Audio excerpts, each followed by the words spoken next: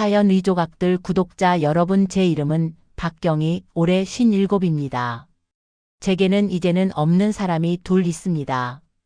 한 명은 제 과거를 전부 차지했던 남자, 제 전남편입니다.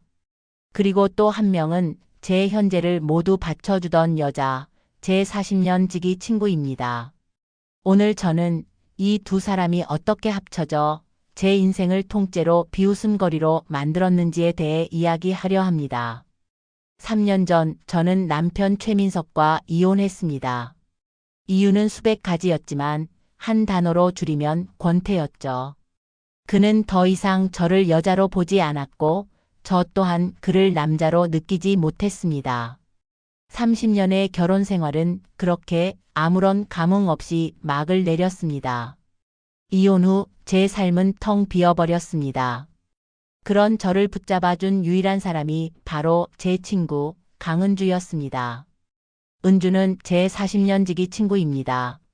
제가 이혼 서류에 도장을 찍고 오열하던 날 밤 저를 밤새 끌어안고 함께 울어준 유일한 사람이었죠. 은주는 제게 이렇게 말했습니다. 경희야, 잘했어. 그 인간은 널 담기엔 너무 작은 그릇이었어. 이제부터 내 인생을 사는 거야. 내가 옆에 있을게. 은주는 제게 세상의 전부였습니다. 제 유일한 가족이었고 제 삶의 유일한 버팀목이었습니다. 하지만 언제부턴가 그 버팀목이 조금씩 삐걱거리기 시작했습니다. 은주에게 새로운 남자가 생긴 것 같았습니다.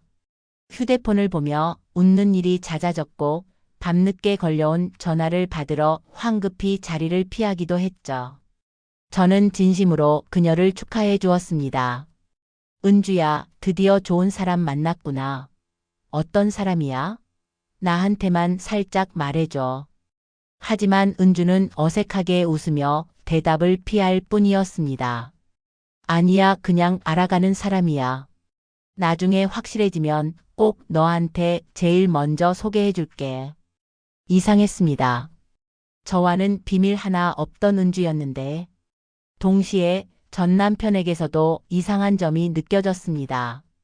다 큰 자식들 문제로 가끔 통화를 해야 했는데 언제부턴가 그의 전화를 다른 여자가 받는 일이 잦아졌습니다. 낯선 여자의 목소리에 누구냐고 물으면 그냥 아는 분이라며 황급히 전화를 끊어버리곤 했죠. 저는 그저 두 사람 모두에게 새로운 인연이 생겼나 보다 하고 애써 대수롭지 않게 넘겼습니다.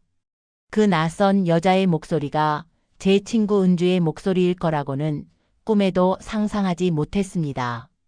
그날은 제 딸의 결혼 기념일이었습니다. 딸 아이가 예전에 저희 집에 두고 온 오래된 사진 앨범을 좀 가져다 달라고 부탁했습니다. 저는 아무 생각 없이 아직 비밀번호를 바꾸지 않은 저희의 옛날 집, 지금은 전 남편이 혼자 사는 그곳으로 향했습니다. 익숙하게 비밀번호를 누르고 현관문을 열었습니다. 그런데 집 안이 이상할 정도로 조용했습니다. 분명 집에 사람이 있는 기척이었는데도 저는 앨범을 찾기 위해 30년간 제 공간이었던 2층의 안방으로 향했습니다. 그리고 방문을 여는 순간 저는 그 자리에 얼어붙고 말았습니다. 그곳엔 제 40년 지기 친구 은주가 있었습니다. 제가 결혼할 때 혼수로 해왔던 바로 그 침대 위에서요. 제 남편이었던 남자의 품에 안긴 채로. 심지어 그녀는 제가 가장 아끼던 실크 가운을 입고 있었습니다. 저는 아무 소리도 낼 수 없었습니다. 세상이 무너진다는 게 어떤 느낌인지 저는 그날 처음 알았습니다. 제 과거와 제 현재가 한 침대 위에서 뒤엉켜 저를 비웃고 있었습니다. 며칠 뒤 저는 은주를 따로 만났습니다. 저는 그녀가 무릎 꿇고 용서를 빌 것이라 생각했습니다. 하지만 제 예상은 완전히 빗나갔습니다. 은주는 태연한 얼굴로 커피를 마시며 제게 이렇게 말했습니다.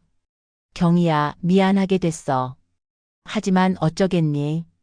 민석 씨랑 나 서로에게 꼭 필요한 사람들이었는걸. 기가 막혀 말이 나오지 않았습니다. 제가 떨리는 목소리로 어떻게 내가 나한테 이럴 수 있어? 라고 묻자 은주는 저를 위아래로 훑어보더니 비웃음을 흘리며 말했습니다. 너랑 이혼하고 그이가 얼마나 힘들어했는지 아니? 넌 한 번도 이 사람을 남자로 만족시켜준 적 없었어. 늘 불평만 했잖아. 하지만 난 달라. 난 이 사람을 행복하게 해줄 방법을 알거든. 너는 모르는 방법으로. 그 말을 듣는 순간 저는 분노보다 더 깊은 곳에서 올라오는 비참함을 느꼈습니다. 저는 친구에게 배신당한 것이 아니었습니다. 그냥 여자로서 패배한 것이었습니다. 구독자 여러분, 그날 이후 저는 한동안 지옥 속을 살았습니다.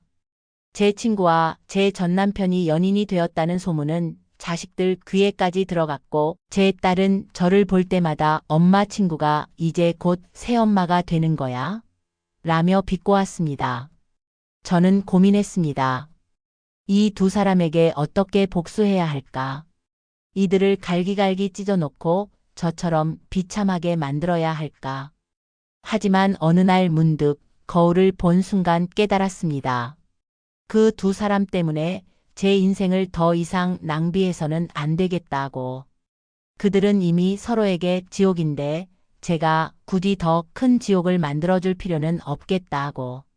저는 제 휴대폰을 열어 두 사람의 번호를 차단했습니다. 제 SNS에서 그들의 사진을 모두 지웠습니다. 그리고 제 딸에게 전화해 말했습니다. 내 아빠와 내 이모는 오늘부로 엄마에겐 죽은 사람이다. 다시는 내 앞에서 그 사람들 얘기를 꺼내지 말아다오. 구독자 여러분, 제 복수는 아직 끝나지 않았습니다. 제 진짜 복수는 그 두 사람 없이도 제가 얼마나 행복하게 살 수 있는지를 제 스스로에게 증명해 보이는 것입니다. 저는 오늘 평생 가보고 싶었지만 남편 때문에, 친구 때문에 미뤄왔던 혼자만의 여행을 떠나려 합니다. 이 이야기가 저처럼 누군가의 그림자로 살았던 세상의 모든 분들에게 작은 용기가 되었으면 좋겠습니다.